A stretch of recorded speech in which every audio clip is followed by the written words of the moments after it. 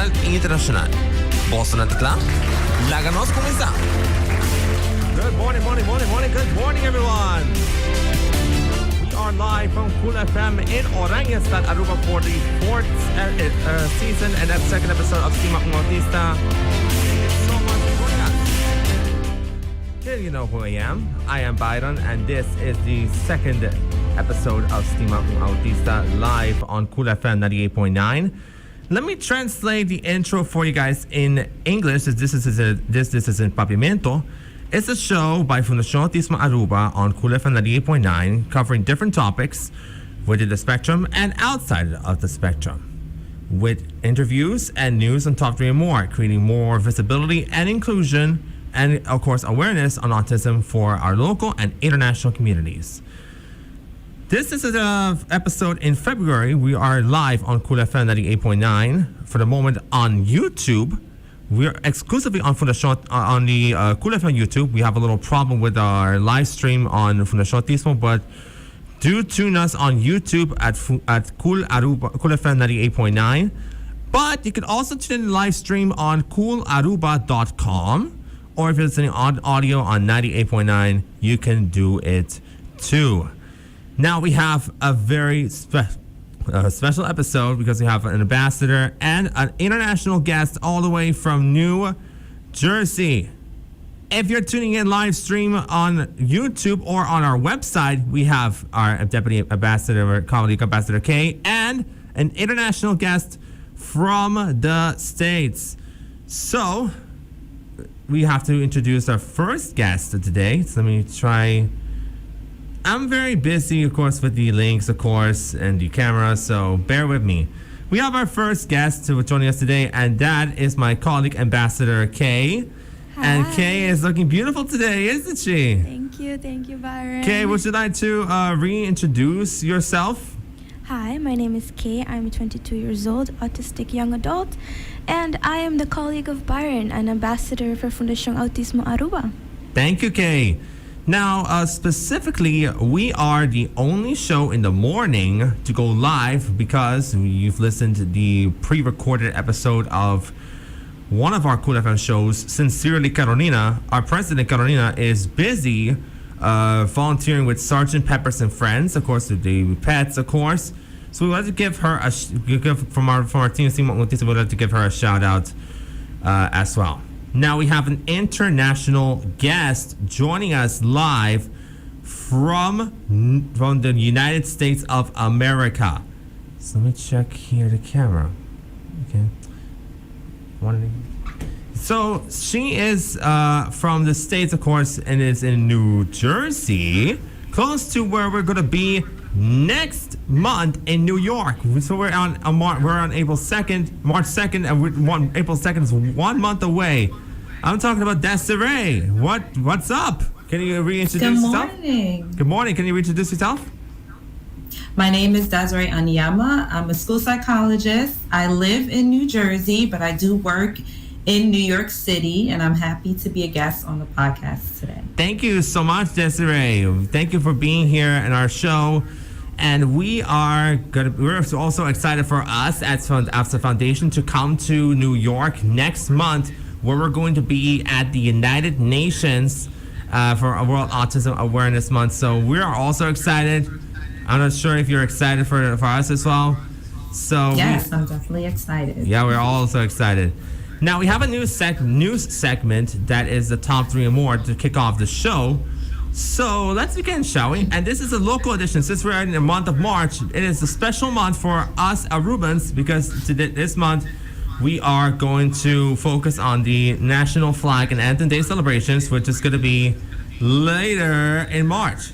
So I have compiled and searched for the latest news throughout the past week in top 3 and more. So let's get started.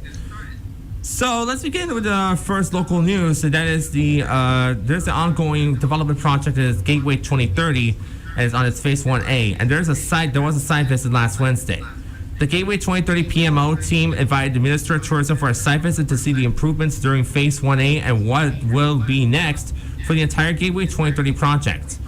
The minister was very impressed on how the phase is going and gave an update on the next phases of the project.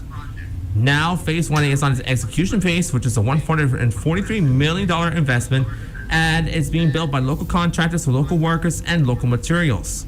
The phase highlights the airport's key issues on with capacity in the U.S. departures terminal, the requirement to recollect checked luggage at the CBP pre-clearance for inspection, and secondary security screening.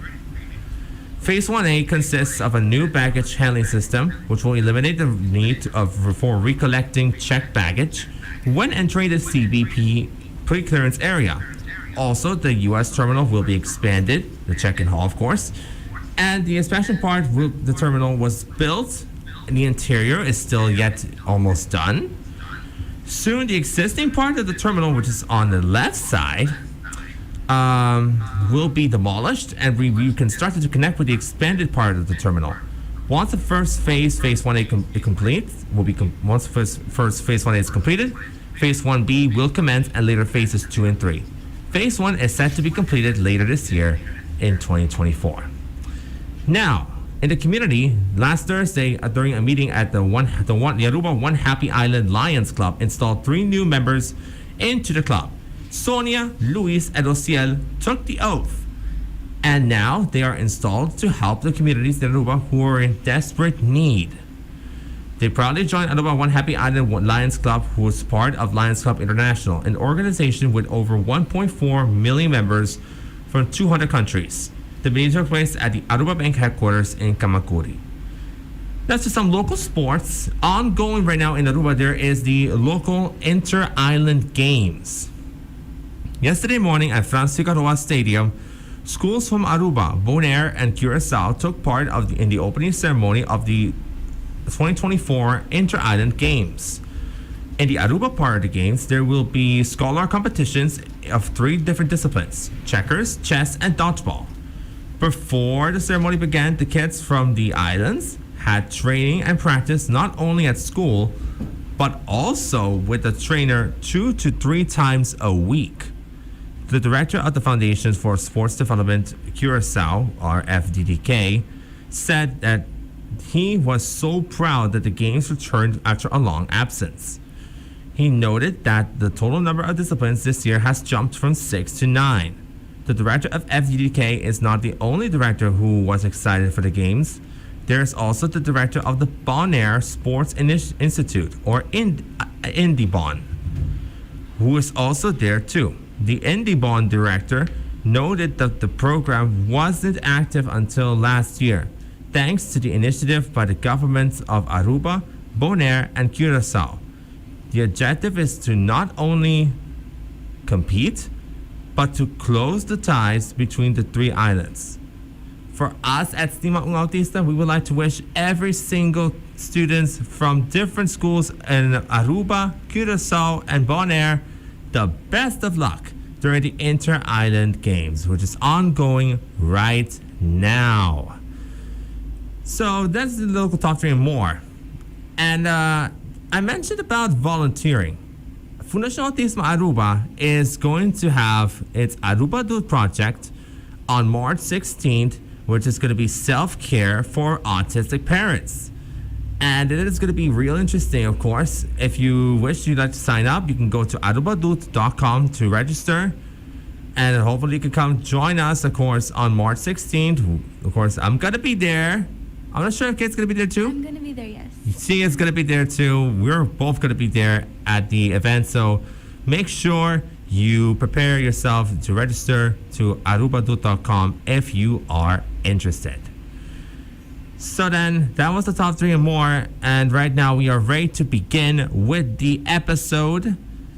It is one of the most frequently asked questions, of course, a frequently asked topic for us at Stima Autista, and that is the dating on the spectrum. Did you recognize the show from Netflix, Love on the Spectrum? It is one of the shows that is currently streaming right now on Netflix, if you have Netflix, which I don't. But you can, of course, it is common, of course, for people with autistic ASD to date someone on the spectrum, but it can be a little difficult. So we're going to talk about dating on the spectrum today, and we are ready to begin the show. So let's begin the show, shall we? Are you ready? Yes. All right. So the first question is ready to go right now. So the first question is, what is dating, and why is it important to talk about it for people on the spectrum? Who's going to begin first? Okay. I can jump in. You can jump in. Okay, so dating is just a period of time where two people that have romantic interests in each other spend time with each other, get to know each other. I simplify it by calling data collection, getting to know information, likes and dislikes about each other. Why it's important for people on the spectrum to discuss it is because people on the spectrum also have sexual desires, need for intimacy, need for closeness. So dating is always going to be an important topic to discuss. And then two, through conversation, you learn about yourself, which is very important for dating. And you also can increase skills that will help you have healthy dating practices and hopefully be in a healthy relationship. Wow, that is something to consider about the dating on the spectrum. If you wish you'd like to date, but I'm gonna go now to Kay. Do you have something to add on what Deseray said?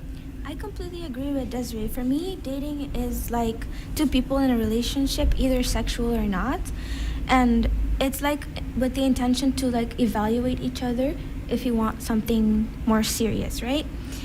And I think it's important to shine a light on this topic because, like, for me, still in 2024, I get asked things like, can I love? Can I date? Or can I even get pregnant, for example? And those things are bizarre to me because people still see autism like a sickness or something, and I think I want them to like realize it's not, you know?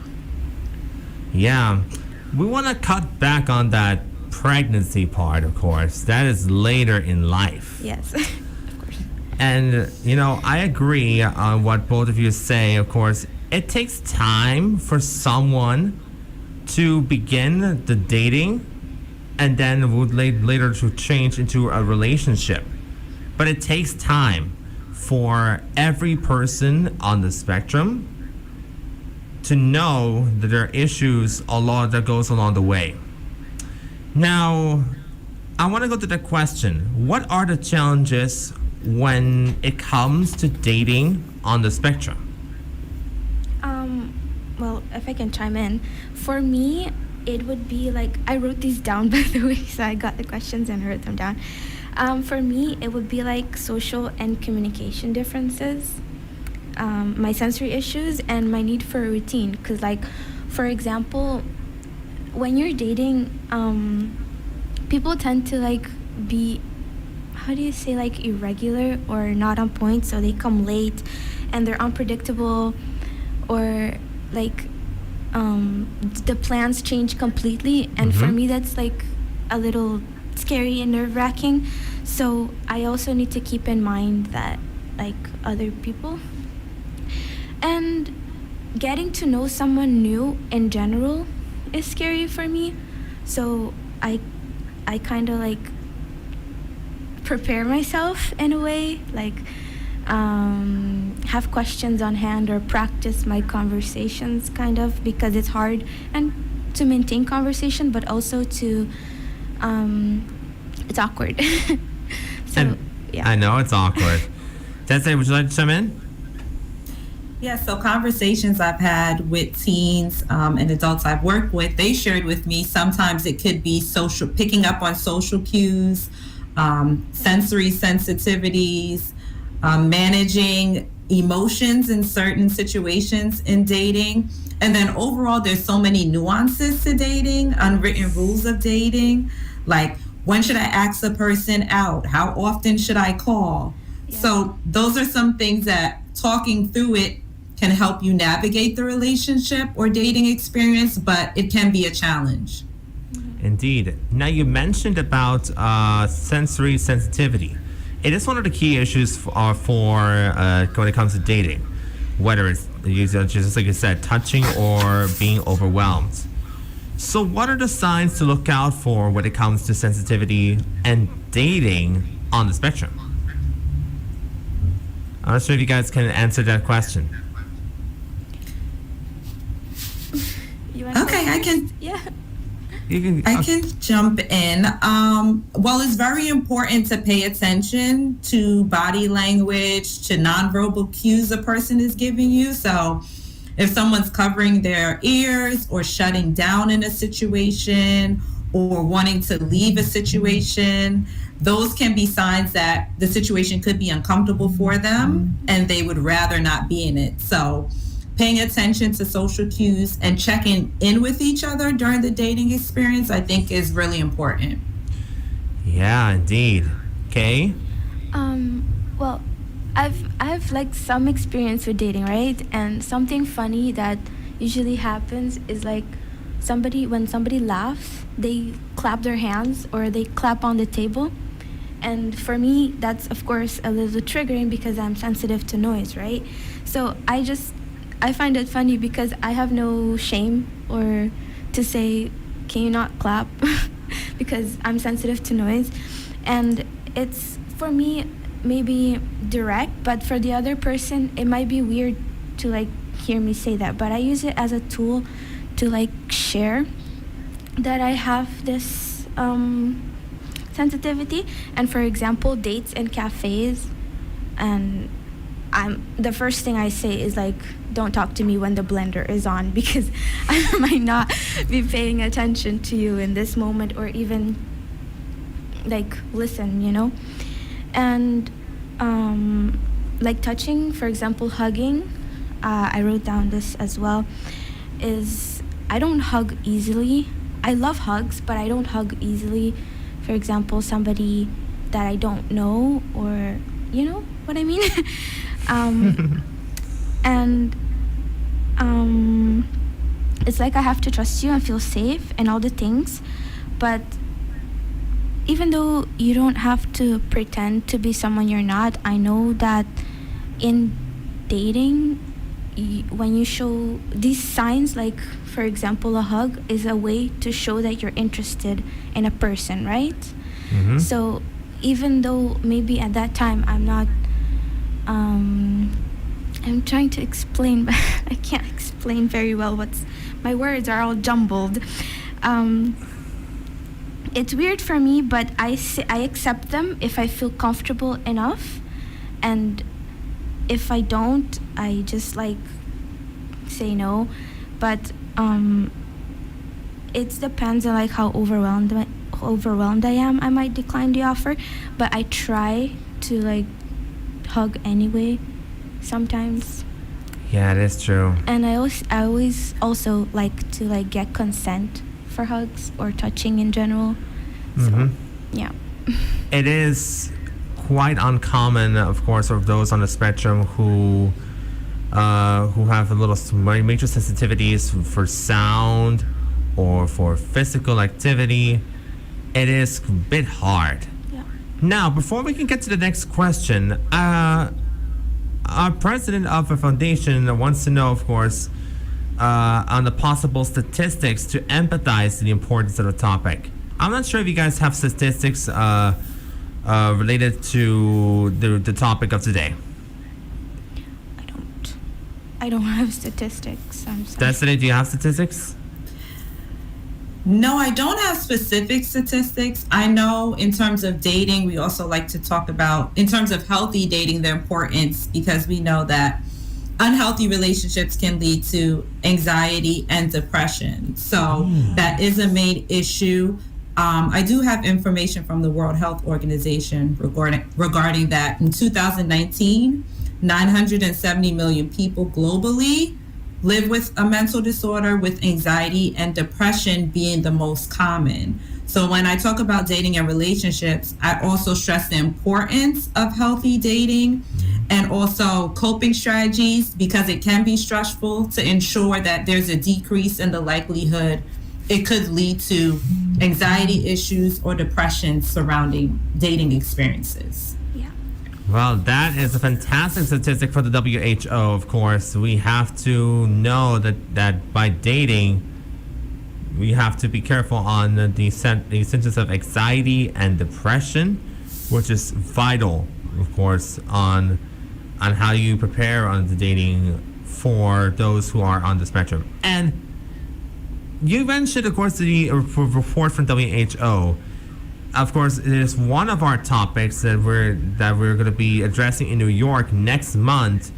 So we will be releasing a press release next week on Monday for the press. So be ready, because it will be on the socials and it'll be on the press. So we will prepare for our upcoming NYC journey to the United Nations. As we are referring to call to action, Kate will have your art exhibit. So make sure you be ready, because we're going to be coming to New York next month. Hopefully at the late March episode of our show, when we're back in our native language, Papiamento, we will be addressing possibly on the preparations for New York. Now, I want to touch back onto the question. The time check right now is 10:40 a.m. local time in Aruba. It's 9:40 in the East Coast. And I forgot to mind to everyone here before we get to the question. Next week on Sunday overnight, there will be the start of daylight savings. If you're listening or watching to us from the United States, do know you have to spring forward your clocks from 2 to 3, and you may lose an hour of sleep, but because of this, we will be equal with our times will be equal with the U.S. Eastern Daylight Time. So take note of this for sure once you are ready to go into bed. All right. So I want to jump into the question: are there alternative forms of approaching dating that can be helpful, such as online dating? What are the pros and cons? I'm not sure if you guys can answer it. So I did think about online dating. Before I jump into that, group dating is also another form of dating that could be great. It takes less pressure off of the one-to-one experience, and you can meet a few different people and see who catches your interest and then move forward from there. So group dating can be a start if you're nervous about, individual one-on-one dating at first. Online dating, I think it's amazing because it opens up a larger pool than who's just in your area. But you also just have to be precautious about safety on the internet. Sometimes people misrepresent themselves. So just take caution in terms of online dating. Yeah, you have to take precautions in online dating. Now, Kate, do you agree on what to say? Hold on. What is that next? Oh, yeah, we have to continue, of course. Alex is right behind us, of course, on our control, so he wants to continue. Now, I want to jump into the next question, which is the last question of the show. We're a bit quicker than usual. It's weird for me to go quick on the finish because usually I have our president, Carolina, to help us out with. But since she's volunteering with Sergeant Peppers and Friends and from school, we're doing this on our own. So bear with us, all right? I think also, Byron, we're talking quick because we're not as talkative as Carolina. Like, she's on a podcast and she's ready to talk and everything. And we're like straight to the point. We got the questions, we got the answers, and we're ready to do it. I agree, Kay. Yeah, we're autistics. We're a bit different from our president's show, Sincerely Carolina, which is a bit broader, but we're a bit compact, of course. So don't worry, we will be having our next episode ready for late March, since we're in the month of March. So hopefully we'll have our episode ready by that time. Now, the last question. How important is it to communicate that you are on the spectrum when meeting someone and hoping for a romantic relationship? Yes. Okay, I can answer this one. Okay, Kay will answer first, and then Deseray will chime in. I think personally it depends on how I feel with the person. I'll share small things like I'm not good at eye contact, so that's why I'm not looking at you. Or often, like, if I turn away, it's not because I'm not interested, it's maybe because I'm processing what you're saying, for example. And I think it also depends on the severity of how autism affects you that you share it. And sometimes it doesn't even get brought up with me, at least. But of course, in the moment, like you share things that can add value, right? In the moment. It really depends on the person and their unique struggles, but I do share at some point, and I find it important to share the diagnosis that you're autistic, especially if you want something more serious. Yeah, indeed. Deseray, would you like to chime in? I agree with you. I think it's important to share, but how and when you share is up to the person. I think being comfortable is important, but I do believe that when you're at the point where you want to form a deep connection with someone, openness is helpful to build trust with the person. So it's an individual decision, but I do think if you're moving towards forming a relationship with the person, that it is something important to share. It provides context to who you are, and maybe some of the things you're into, and so that you won't be misinterpreted. Yes, I agree. Yes, indeed. Now, as you might have all noticed, we're now at 10:45 a.m. Aruba time, 9:45 in the East Coast. We are about to wrap up Stima Autista. But before we can get to the closing statements, I wanted to inform all of you, if you are out and about today in Aruba, do know that there's going to be an event coming up later tonight. It is the Un Canto na Aruba Sujino y Bandera, or in English, the singing contest for the Aruba's national flag and anthem day for kids and teens. It'll be on later today at 6 p.m. AST, which is 5 p.m. Eastern. And if you are listening to us in Aruba, you can come by to Plaza Patico Cruz and see the young talents sing for our island's flag and anthem day as we are beginning our National Day festivities. Now we are about to wrap it all up on Stima Autista on this special rare March episode, the first March episode of 2, which we're going to have our later episode in late March.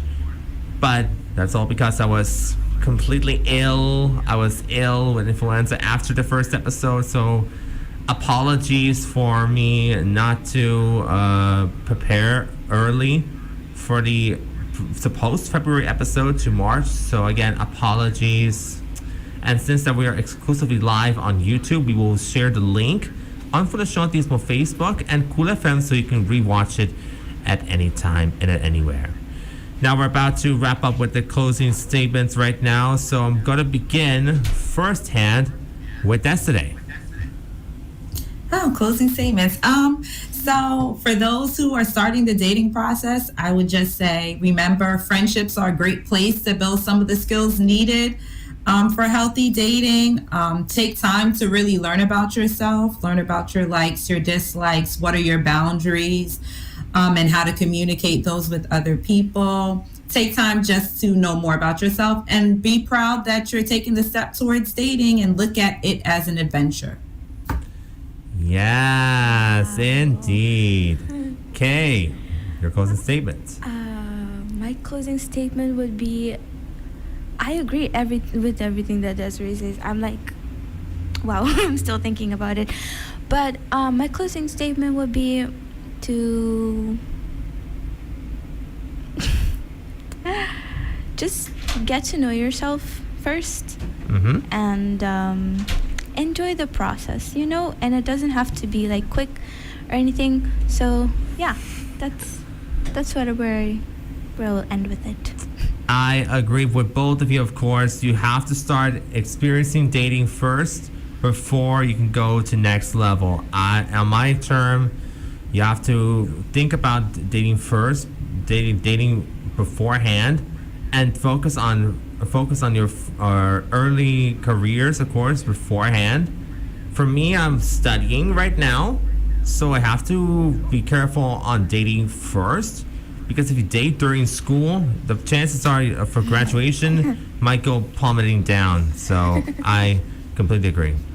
So we are about to wrap up the show on Stima Autista with a closing statement of the day, and it's from Dr. Temple Grandin, and it says, there needs to be a lot of emphasis on what a child can do instead of what he cannot do.